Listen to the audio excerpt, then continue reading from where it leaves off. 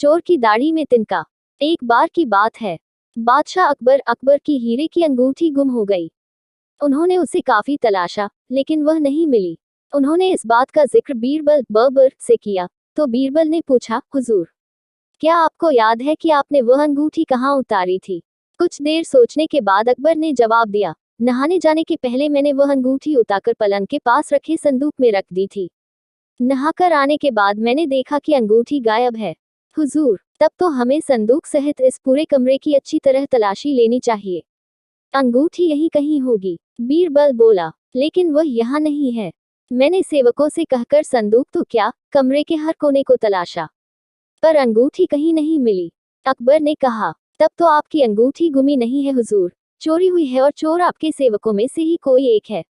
आप इस कमरे की साफ सफाई करने वाले सेवकों को बुलवाए। अकबर ने सभी साफ सफाई करने वाले सेवकों को बुलवा लिया। वे कुल 6 लोग थे। बीरबल ने उनसे अंगूठी के बारे में पूछा, तो सबने अनभिज्ञता जाहिर की।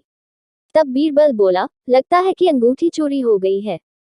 बादशाह सलामत ने अंगूठी संदूक में रखी थी, इसलिए अब संदूक ही बताएगा कि चोर कौन है। यह कहकर बीरबल संदूक के पास गया और कान लगाकर कुछ सुनने की कोशिश करने लगा। फिर सेवकों को संबोधित कर बोला, संदूक ने मुझे सब कुछ बता दिया।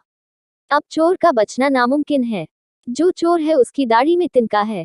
ये सुनना था कि 6 सेवकों में से एक ने नजरें बचाते हुए अपनी दाढ़ी पर हाथ फिराया।